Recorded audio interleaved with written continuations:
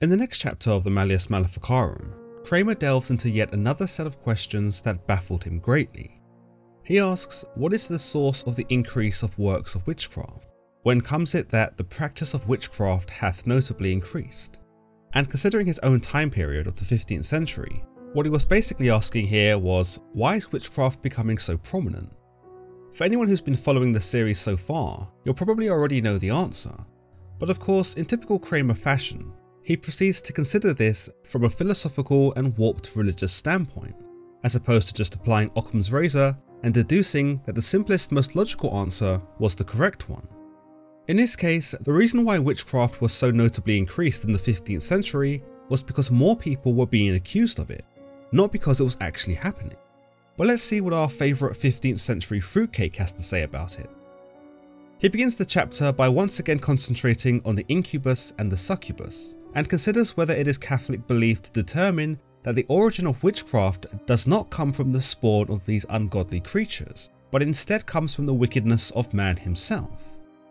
Put simply, he comes up with arguably his most rational deduction and considers that witchcraft is a man-made concept and not something brought to us by demons.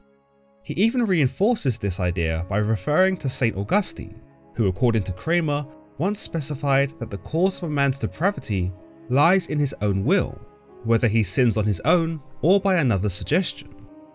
This is a pretty reasonable conclusion. Man sins because he wants to. He does bad things because he is compelled to, whether through his own need to satiate an internal desire or because he is goaded by someone else. He continues that man is the cause of his own wickedness, and that because man has free will, he is allowed to be wicked if he really wants to be, and no demon in existence has the capacity to change that, because a demon cannot affect free will. Now you might say, why would a demon want to change a person's wicked behaviour? And you're right, they wouldn't. But Kramer's point here is that it is man who decides to actualise his sin, and whilst the devil might provide him with the motivations for sin, man is ultimately responsible. He begins to then quote from Ecclesiastes dogma to drive home this point, stating that not all of our evil thoughts are stirred up by the devil, but sometimes they arise from the operation of our own judgment. However, he then details an idea that the stars have the ability to affect a human's actions too, whether good or bad. He deduces that this might be believed because if stars were not capable of influencing men, then astrologers would not study them in the hopes of reading the future. He adds that the stars may also influence the spells cast by demons, and the alignment of the stars may determine the potency of a spell on man. Kramer further adduces that men who are called lunatics are not psychologically disturbed or suffering from some kind of undiagnosed condition, but instead just simply possessed by demons. Not only was such a sentiment incredibly regressive, but it would prevent those lunatics, as he labels them, from being understood from a scientific or psychological perspective. Instead, Kramer believed that suffering from any sort of psychosis was not a medical disorder, but instead a case of demonic possession. Furthermore, he seems to suggest that episodic psychosis, whereby a person may be fine one moment and different the next, was not a symptom of a mental condition either, but instead a tightening and relenting of a demon's hold on a person. To make it even more bizarre, Kramer believed that this tightening and loosening of a demon's hold was determined by the phases of the moon. But of course, if you thought he was actually going to explain any of this in any scientific detail, then more fool you. In this section, he also speaks of necromancers, and that necromancers, as per his own observations, study certain constellations for the invoking of demons, and that they wouldn't do any of this if the stars were not an influencer in both the demons and our own behaviour.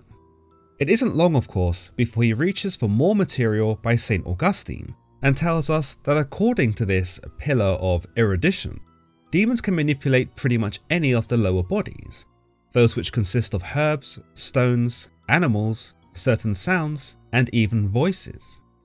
With this idea, he seeks to show the subtle powers that he believed the demons had, that they could use the form of herbs and stones and somehow trick man into utilising them for sin. He suggests that demons took the form of animals and various figures, and as these forms, perhaps like the cat, as infamously seen amongst traditional witchcraft trials, could harbour evil powers for which to share with a human. There's also his idea that demons could take the form of voices, perhaps alluding once more to some kind of psychosis, where voices are heard in one's head, but due to his lack of understanding, he's quick to chalk this up to demons instead of a greater psychological condition. All these examples that Kramer speaks of are what he deems the lower bodies. The higher bodies, or the heavenly bodies, as you might imagine, are the angels, and have infinite power over the lower ones. With this, he kind of backtracks on his statements that the lower bodies have any noteworthy power, because these would have been kept in check by the heavenly bodies. Yet he continues that witches were more subject to the lower bodies because their deeds proceeded from these bodies, these being herbs, stones, animals, voices, and figures. It's impossible to really know what he means here, but it might be deduced that because a witch could be accused for dabbling in the occult if she was seen to be studying herbology, alchemy, or even some form of agricultural science that involved herbs, stones, or something of the like, then these things had to be evil, or be some way tainted by demons. A person suffering from psychosis, or suffering from hallucinations, may also have been condemned, for the observation of voices or figures that weren't actually there were also characteristic of Kramer's lower bodies. In short, a reason for the increase of witchcraft, again according to Kramer, was because A, there was a curiosity for herbs, stones, and animals, which may have been conflated into the idea that witches use such resources in spells and hexes, and B, the increase in hallucinations, fits, mental illness, and undiagnosed conditions could not be explained by any science, and so the devil simply became responsible, and such symptoms were evidence of a person's association with him. But conversely, Kramer does supply an alternative, in that it is impossible to produce an effect without a cause. In this context, he means that a witch cannot become a witch without first being led astray by the devil. This is an interesting point that Kramer supplied, for he inadvertently admits that everyone, both men and women, are born with some innocence as far as spiritual matters are concerned. However, he believes that women are more likely to be led astray by the devil, which is why they become witches and why they end up doing his bidding. He quotes from St. Isidore's Ethics Volume 8, where he paraphrases, "Witches are so called from the enormity of their magic spells, for they disturb the elements and confound the minds of men, and without any venomous draught, but merely by virtue of incantations, destroy souls." This is one of the first times we see him actually talk about what witches can do, having spent the first few chapters talking about demons. With such words, Kramer would give rise to what would become common consensus at a time where women were persecuted for a myriad of reasons. Those suspected of being a witch could cast magic spells, hex a man into doing her bidding, destroy a person's soul merely by uttering a curse. Despite having no actual evidence of such things, it was words like Kramer's that did light the spark of what would become quite simply an extermination. Kramer then goes on to provide an alternative idea that the stars cannot influence mankind into doing bad things, because if a man's sin is the effect, then stars cannot be the cause, as the two are simply unrelated. Kramer reinforces such a notion with Aristotle in his Ethics, saying that thought is not something we have control over, but instead thought is extrinsic. With this, he states that we have no control over what we think, and that these thoughts that we think, whether good or bad, are put into our heads by the external. He speaks of man's will, and that man only does something not because he wants to do it, but because he has been subtly pre-manipulated by extrinsic value. There is some truth to this idea, in that that which is outside of us may influence our thinking, but to suggest that all of our thoughts are conceived by extrinsic influence is an oversimplification. In any case, Kramer continues that our thoughts, which are given to us by external factors, dictate how we act, and that to think of it being any other way, that is to say, to think of a human thought as being fortuitous, is in his own words, absurd. He goes on to say that the beginning of good and good actions come from God, for God cannot be the cause of sin. If a person therefore listened to God and only God, they could not conceive wicked thoughts, and thus could not commit wicked actions. Conversely, if a person conceives wicked thoughts, then he is listening to the devil, and with these wicked thoughts, he is more likely to commit sin. Women, according to Kramer, were more likely to conceive these wicked thoughts, thus were more likely to listen to the devil, and so were more likely to become witches. This particular argument is ironically signed off by Kramer, who concludes, and this can be no other than the devil, especially in the case of witches, for the stars cannot influence such acts. Therefore, the truth is plain. Kramer then turns his focus to the craftiness of the witch, and how powerful she might be if she was able to manipulate someone. He states that if a witch has power over the motive, then she also has power over the result. For example, if she was able to convince a man that he deserved to be rich, then she was more likely to trick him into robbing someone, or stealing, or committing some fraud. Because the devil worked in temptation and could nudge a man onto a similar, less righteous path, the witch was seen here to aid him in his ultimate plan to lead man astray. The witch therefore went hand in hand with the devil. Both were on the same team, and both had the same objective in mind, to condemn man and deny him of his place in heaven. Kramer quotes St. Augustine here, telling us that this power the witch exhibits does indeed stem from the devil, and that the devil's ability to integrate himself in everyday life is uncanny. He states, this evil, which is of the devil, creeps in by all the sensual approaches.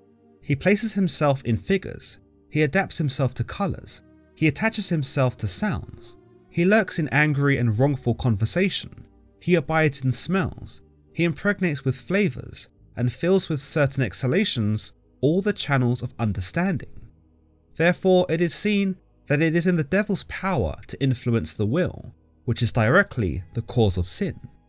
As we can see, because Kramer believed that the devil was this powerful and evil, that he could lurk in angry words or hide in smells, sounds and flavours, he could just as easily hide in the evil will of man and influence man into doing terrible things. This was, according to Kramer, especially true of witches, who were much less subtle than the devil in their practices of dark magic and manipulations upon men. Kramer supplements this argument with an idea of angels, in that good angels are good, and thus lead man to do good things, but bad angels are bad, and thus lead man to do bad things. By this logic, man wouldn't be so bad if it wasn't for bad angels and the devil. Kramer then goes on to revisit the idea about witchcraft and evil being associated or having originated with the stars. In one instance, he states that witchcraft could not have originated from astronomers and casters of horoscopes and fortune tellers, because the alignment of stars may have no bearing upon man's behaviour. Indeed, this is in contradiction to the former statement that the stars were believed to affect both the actions of man and demon alike. He states that this is not only false, but also heretical and contrary to the Christian religion, and that true faith cannot be maintained by such a notion. Of this, he goes on to say that anyone who believes that the stars are responsible for a man's actions is merely making excuses for their own sinful behaviour. Instead, he puts forth yet another idea that it is the soul that determines the complexions of the body, saying that the choleric are often wrathful, the sanguine are kindly, the melancholy are envious, and the phlegmatic are slothful. With this notion, man's attitude is determined not by the stars, but by his very own soul. However, even this is not an absolute, and even here he proceeds to backtrack, telling us that sometimes the choleric can be gentle, and the melancholy can be kind. To explain this, he decides that maybe the stars do have a part in man's behaviour, but only from a distance, and only with subtlety. Kramer then proceeds to tell us an anecdotal tale about two brothers who fell ill, but were cured simultaneously. Of this story, he tells us St. Augustine agreed with Greek physician Hippocrates over an astronomer in regards to how they were healed. Hippocrates, he tells us, believed that both the brothers had a similar character, and thus it was the alignment of the stars that must have determined both making a recovery. Of course, Kramer fails to acknowledge medicine, treatment, or what actual affliction the brothers were suffering from. Of the astronomer in this argument, Kramer tells us that he had believed that the seemingly miraculous recovery of both brothers came about because they shared the same horoscope, something which Kramer believed was not as compelling a reason as Hippocrates'. Somehow, from this argument, Kramer turns his aim back on witches, believing that because he believed it was the stars that affected the brothers' recovery, to some degree, stars were also conducive to the wickedness of witches. Now, if you're confused here, or sitting there scratching your heads, then fear not, you're not the only one. his arguments in this particular chapter have been quite all over the place. He continues of astrology by speaking of the planets, most notably Jupiter and Saturn, where he states, based on philosophy, that Jupiter and Saturn empty kingdoms and depopulate lands, depending again on their alignments. Because of how confounding such a situation could be, Kramer deems it as outside of man's ability to affect, and that in this sense, the stars and planets assume the ability to affect man's will. Man cannot move the planets, and because the planets affect our behaviour, we are powerless to resist whatever path is set in front of us. Yet he continues that man can resist the influence of the constellations as it leads him to descent. He just chooses not to. He speaks here of the astronomer Ptolemy, that a wise man will be the master of the stars, for although since Saturn has melancholy and a bad influence, and Jupiter a very good influence, the conjunction of Jupiter and Saturn can depose men to quarrels and discords. Yet through free will, men can resist that inclination, and very easily with the help of God's grace. Comets do not escape Kramer's scrutinous eye either, as he tells us that comets are a sign that a king is about to die. In fact, he considers that comets are not natural creations, nor are they fallen angels as commonly believed. Instead, he ponders on the idea that comets are made for a particular occasion, and then they are dissolved by the command of God. Of course, he does not supply any suggestions as to what these occasions are, but based on his previous comments, regicide may be the most likely contender. In another idea, he presents the concept that comets are created by angels, though he does not elaborate as to what purpose they have. Kramer concludes that whichever opinion we decide to follow, stars cannot possibly influence mankind, whether this pertains to a man's will or whether a man will do bad things or not. Put simply, he concludes that man's fate cannot be read in the stars. At least, no one individual fate can be read from the stars. After this, we see him take aim at those who cast horoscopes, as well as mathematicians who worship the goddess of fortune. Now, funnily enough, Kramer makes a joke here of Saint Isidore, who according to Kramer, once did indeed believe in a goddess who mocked human affairs in a haphazard and fortuitous manner. She is called blind, since she has no awareness of her surroundings, and can have an attitude of indifference when it comes to good and bad. So much for Isidore, Kramer jibes, mocking the saint for holding such a belief, but in the process also denouncing horoscopes and fortune tellers. Kramer emphasizes here that a person's future cannot be determined by the stars or by any other means, and that if there are other means, that is because a person has solicited the services of a witch. He goes on to imply that Saint Isidore, for all his belief in this goddess of fortune, was a fool, because he should have known that the only person who could bestow fortune upon a person was a witch, via the devil. The acknowledgement of another goddess was also blasphemous, according to Kramer, and could be seen as idolatry, especially if one believed that a goddess was the one performing the deeds of fortune and not witches themselves. Kramer then proceeds to talk about three celestial causes: the act of the will, the act of the intellect, and the act of the body. The act of the will is governed only by God, the act of the intellect is governed by an angel, and the act of the body is governed by a celestial body. Kramer doesn't really get into what these three celestial causes are, but instead focuses only on the act of will, that which is directly governed by God for good works. He proceeds to quote from scripture, Proverbs 21 specifically, stating, "The heart of the king is in the hand of the Lord. He turneth it whithersoever he will." By this, he means even the kings have their hearts determined by God himself, so that would likely doubly apply to any regular man. Why did witchcraft become so prominent? Well, I think we can all agree that this was indeed because more people were getting accused of it. In almost all cases, witchcraft wasn't the condemnation of the devil, it was condemnation of people who were out of the norm, those who were more unique members of society, or those who, according to Kramer, were usually women that wanted to tear apart the fabrics of society in the name of Satan. There's also a case for mass hysteria, which Kramer never seems to mention in his book, and the very real herd mentality that became prevalent during these unruly times. As always guys, if you've enjoyed today's episode, then don't forget to give this video a thumbs up and don't forget to subscribe for more content just like this. Until next time.